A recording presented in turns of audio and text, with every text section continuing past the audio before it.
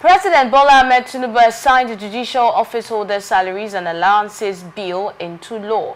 Senator Bashir Lado, the special advisor to the President on Senate matters, disclosed this in a statement in Abuja on Tuesday. You'd recall that in March, President Tinubu sent a bill titled a bill for an act to prescribe the salaries, allowances and fringe benefits of judicial office holders in Nigeria and for related matters, seeking to amend the salaries of judicial officers to the House of Representatives for consideration. And according to reports in June, the National Assembly approved the bill that grants a 300% salary increase for judicial officers at federal and state levels. According to Lado, this extraordinary move underscores Mr. President's absolute prioritization of the welfare of Nigerian workers above all else, just like he did when he recently put on hold an ongoing Federal Executive Council meeting to assent the new national minimum wage bill of 70,000 naira. Now, the new act prescribes salaries, allowances, etc. for judicial officers to reflect the changing realities and consequentially amend the provisions of certain political and public judicial office holders' salaries and allowances, Act Number 6, 2002, as amended, to delete the provisions relating to judicial office holders. Now, the prescription of salaries, allowances, and other benefits for judicial officers, the amendment of certain political, public, and judicial office holders' salaries and allowances, etc. Acts of 2002, which provided for deletion of provisions relating to judicial office holders. Okay, this is talking about the President approving the 300% salary rise for judicial officers. This was reported on Tuesday. We had Lado hailing the President's signing of the bill as a landmark achievement and a testament to his unwavering dedication to improving conditions for Nigerian workforce. Mufasa. Well, I want to say congratulations to the judicial officers. There's nothing wrong in a pay rise, of workers, whether you're a judicial officer or you are just a mere civil servant. But let us also consider those who are not in the employment of the government.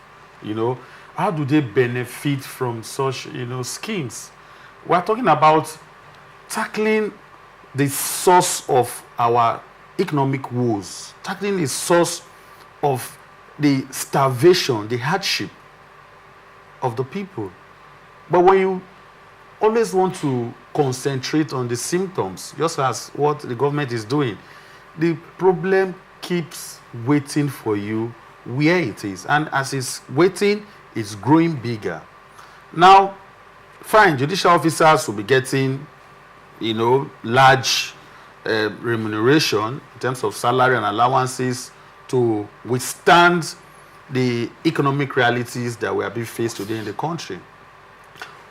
If that is done, does it not mean that the industries, refineries, and other major factors of production that would grow our economy, that will give our currency value to the extent that you do not need so much of increment to be able to live a decent life in this country? Has the government considered that? You don't think the government will consider that? If they do, I'm sure that they will not be quick to go this route that they are going now. Because one, if you are making or you are implementing increment in salaries for judicial officers and people who are in the government workforce, what about the youths, those unemployed, the army of unemployed youths in the streets, which for me is like a ticking time bomb? Because hunger, starvation, unemployment, I've always said that is the biggest threat to national security. Will this be able to withstand the consequences, the manifestations of hunger and anger? Because I know that when you push a man to the wall, he bounces back with a double effort. So there will be a rise in crime, insecurity. Even you that is getting the 300% pay rise, you don't feel safe. You can't come out from your houses. Even if you think you have, retinue of police orderly and all of that, it gets to a point where it won't even make any difference. So for me, I think the government should also, and most importantly, consider the sector of the economy that has to do with production.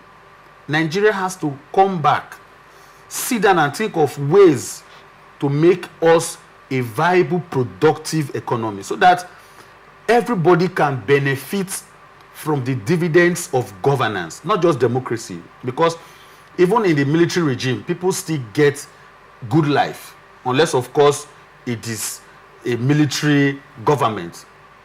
And we are not hoping that we'll go back to the dark days of the military era. But governance and leadership has to reflect in the lives of the ordinary Nigerian, not the bourgeoisies, not the aristocrats, not the elites.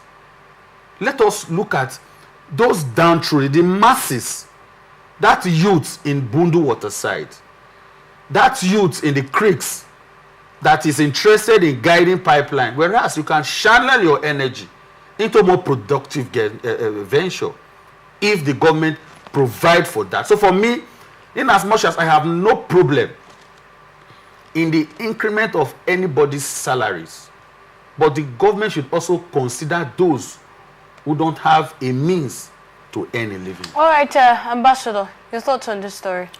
Well, it's a good one for the industry called judiciary in Nigeria that is currently reported as one of the most corrupt agency or group of arm of government. I want to believe that maybe the 300,000 naira approvals as salary, right? Is it the minimum?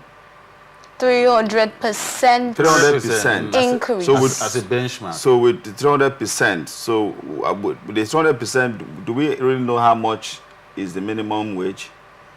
So of course it's more than 70,000. Of course, it has to be 300% of what they are earning now. So if you are earning 500,000 naira as a judicial officer, as a judge, or as a magistrate, you now have a 300% increment. That is bogus. That is gigantic. So I do not really, maybe the president wants to see how he sanitized the judicial arm of government so that this issue of court order in the morning, another court order in the afternoon, another court order in the evening by the same court of competent jurisdiction will stop. The issue where judgments are politicized, maybe it will stop, because judiciary is supposed to be the last hope of the common man. Are you saying this might be a move to sanitize the judiciary? I guess so. That's what I'm saying. In what way? Please connect. No, that's why I said that the judiciary is being alleged of being one of the most corrupt arm of government. As you said. Yeah, so which means there is need for them to have more money. So, and if a man is in need, if you don't solve that need, right, the behavior may continue. So I think that's why the president increased it to 300%, right? Is it 300? Yeah, 300%. So that hope of the common man will remain the hope of the common man. Because for now, it's really not the hope of the common man. By the kind of judgment court orders we see. So I think Mr. President is trying to sanitize the system if that is going to help the judicial system. Now, again, when these things are also done, we all are citizens of Nigerians. I can tell you for free that none of the government workers joined in the protests. What do you mean government workers? Yes, the end bad government workers. Because one... The end bad government protests? Yes, because NLC disassociated themselves from that protest. And you cannot be protesting against a government that employed you, except during the normal NLC or ASU strike, because you may be penalized. So those people that you saw on the street, I want to believe are the unemployed Nigerians. They are the people that are entrepreneurs, those who the economy is not favoring in doing their businesses or even having a job from the government. I can tell you that for free, just to buttress what my brother was trying to say, that what happens to those of us that have not been employed by government. So there should also be an intentional way of making governance, sweet for every citizens of Nigeria. Okay, before we proceed, let's go back to your statement where you said this could be a move by the president to reduce corruption in the judiciary. Do you actually see that as possible? Do you think this action would reduce corruption in the judiciary? Well, I want to believe that since what enhances corruption in the judiciary is money, the president did not just increase it to 70%, right? Or 80, 100%, 300%.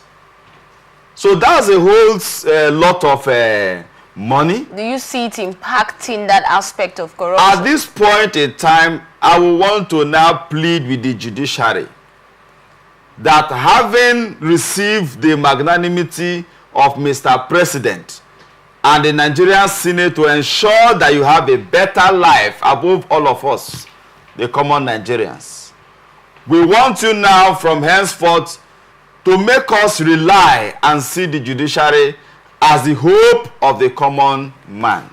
Because Mr. President have now ensured that life is better for you people, that things should be easier for you people, those of you who are in the judicial sector. So having known that it is our taxpayers' money, it is our money that is going to be allocated to you people to have a better life. We want to see fairness, we want to see justice, we want to see the judicial system being reliable again. All right, talking about the people who took to the street to protest for the End Bad Governance protest, from the demands that the people have had or have given to the president, Nigerian government, how much of it do you think, how much steps, let's look at the aftermath of the protests now. What do you think this is already yielding? How much steps have you seen from your analysis that the federal government has taken to meet the demands of these protesters? For me, I have not seen any step taken by the government to, to meet the demands of Nigerians. The people who protested are Nigerians who are disaffectionate, who are disenchanted, who are dissatisfied with the rulership style of our leaders, and clear demands were made, and it's not something that you need to go and consult the oracle to see. The protesters requested and demanded that the president and the leaders of this country should look at the fuel price. They talked about the security situation in the country. They talk about the leadership style of our government, and they complained that Nigerians are hungry and the government need to adjust. The government need to look at the faces of hungry Nigerians and do what is absolutely necessary to take us out of our economic woes. Now, the government had opportunities to have addressed these issues, especially when the president addressed Nigerians, and nothing was said about the petroleum sector, nothing was said about security, nothing was said about, the governorship, the governance style, talking about cutting down governance. And that goes to show how insensitive, how irresponsible our leaders are. Now, let us not pretend as if we don't know that these people don't care about us. Everything in this country is tied to petrol. I know a lot of people say, we have other sub-regional governments, we have the governors and all of that, they have their responsibility, fine and good. But we're looking at the cost of a liter of petrol. If you are buying petrol at the rate of 900 naira per liter, if you are buying a kg of gas, cooking gas, not CMG, because every day they talk about CMG. CMG is not what you use in the house. What you use in the house is LPG. That is what the man that is into catering business. That's what he uses. That's what some of these bakeries, that's what they use. So the government did not address this very salient issue. So for me, I do not think the government is ready to address the issues being put forward by the people. And it's worrisome, it is unfortunate, it is wicked, and in fact, I don't want to use something that is unsavory for TV, but I want to appeal, please, I want to appeal to our leaders, especially the president, that leadership comes with responsibility. And in democracy, there's what they call a social contract. If the people are not happy with you and they feel that you have breached that trust that was given to you, the people have every right to come out and agitate. And they shouldn't be seen as terrorists. Protesters shouldn't be seen as people that are trying to hijack the government. Because that is the narrative they are putting forward in public. And for me, it is unfortunate. So please, I'm begging, Nigerians are not terrorists. Nigerians doesn't want to hijack anyone. In fact, we gave you that responsibility the first instance. But we are only saying, give us quality governance, tell us what is happening to our refineries so that people can have a decent living. Talking about hijacking the government, when that was stated, wasn't it when the Russian flag was being displayed during the protest? Was Russian flag displayed in Port Harcourt? Was Russian flag displayed in Lagos? Was Russian flag displayed in Jos? Was Russian flag displayed in the south? These are just narratives that they just want to put up to discredit. But it was during the protests. Excuse me. These are narratives with emphasis. I am responsible for everything I say here today. These are narratives being put forward by the government to discredit the demands and agitations of the people. All right. Ambassador, would you say that the government has not made any move towards meeting the demands of the people? Of course they have, because part of the reason for the protest is hunger. Yes. Shortage of food. Yes. And of course, Mr. President has approved and directed the NCDC coming up with agro rangers. What is the responsibility of the agro rangers? To ensure that farmers return back to farm, protect farmers, and then also see that they can mediate between the herders, the challenges of the farmers, you know.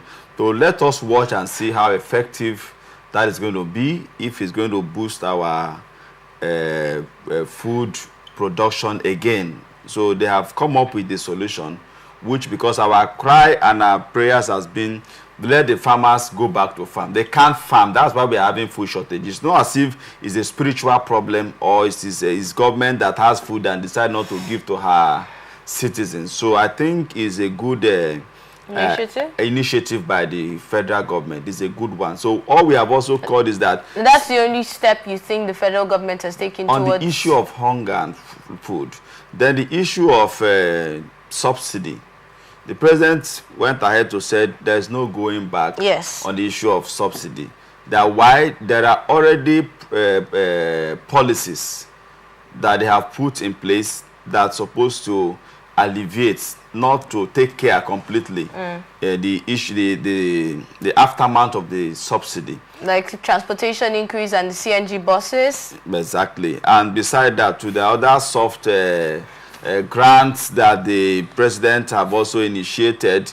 I don't know how true most of us. I see some people come out on television said they have received 50,000 naira, having filled the form, and then they were invited. You know, they thumb printed and the alert has come in. So me too, I want to get my own. So my own prayer is that we should try more. All right. The issue of subsidy, like I always say, let's even assume that we do not even have oil. Is it that are we not going to survive? I only feel that our problem is not just even the subsidy. It's mismanagement and appropriation of priorities. Our problem is not the subsidy removal. Yes. Our problem is implementations of most of these programs and resources that government have channeled in, cushioning the effect of subsidy. Are you making reference to anyone? I'd like you to mention some of those programs you said the government has channeled towards reducing the effect of subsidy. When we talk, I know we've talked about the CNG buses. Yes. The issue of the refinery is another one, where resources have been channeled to the revamping of our refineries, and yet it's not working. So the question is, where is the money going to? So you believe that the government has done so much regarding that, putting our refineries in place and making them functional? The government have played their role in that. That's what you're saying? Partly. So part of what I'm trying to say is that the president have always informed us that these SYZ programs and projects have been put in place to alleviate subsidy suffering. But our problem is that we are not seeing the visibilities of these programs and projects and the resources. Why are we not seeing it? Could still be corruption now. So it's still on us. So you're saying the government has played their role, but the people are not letting it get to the people. When I say government, the people that are also managing this money are people in government. I'm saying that the president, His Excellency Bola Tinubu, has approved and have put in policies that will help us. Okay. But the problem is those who are in government managing these resources are not making us see them. Now, Mufasa, from your explanation earlier and what Ambassador has said, you said you really haven't seen the president take steps towards fulfilling the demands of the protesters. But Ambassador has mentioned some of the steps that he feels the president has taken to cushion the effect of also the minimum wage increments, the 70,000. When they say minimum wage, it's not that it's the maximum. That's the least. So you can as well earn more than 70,000. All right, Mufasa. Well, we've had a lot of promises even in the past. We're not talking about what they say. What we want to see is action, actionable plans. We've voted so much money in maintaining a moribund refinery that, for me, the money we've spent in some of these refineries for the past 8 to 10 years is enough to build 4 different refineries in this country. We have a president who has made several promises through the NNPC that in 2 weeks, in 1 month, and just yesterday we were told that there is no hope in sight, that the commencement of operation of the Port Harcourt refinery has been postponed. We're in this country where somebody who has invested so much, talking about the billionaire Alhaji Aliko Dangote, when he said that there are criminal elements, he said mafias, which means there is a criminal organization in this country that does not want that refinery to function. And by extension, it simply means that there are people who are intentionally and deliberately making Nigerians to go through this hardship. I said before that everything is tied to petrol. If you want to set up a business today, you must consider power.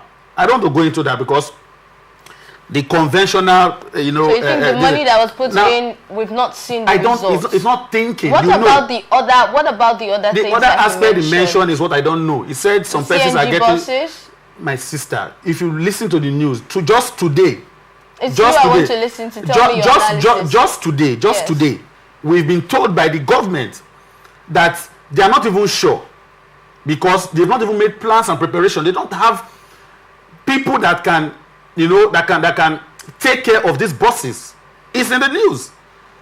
That rolling it out is not realistic because one thing is to roll it out. Another thing is to have workshops. That was not a statement from the government. That was actually a report by newsmen from their analysis investigation, where they spoke to some experts who said they don't even know what CNG is all about. So they now recommended that instead of that, what they actually feel the government should do is to get actual experts to then train other people to manage and maintain these buses. Okay, now from that statement, I like the fact that you have shed more light on, Now from that statement, what does that tell you? That they are not ready. Right. You don't push something. I'm coming.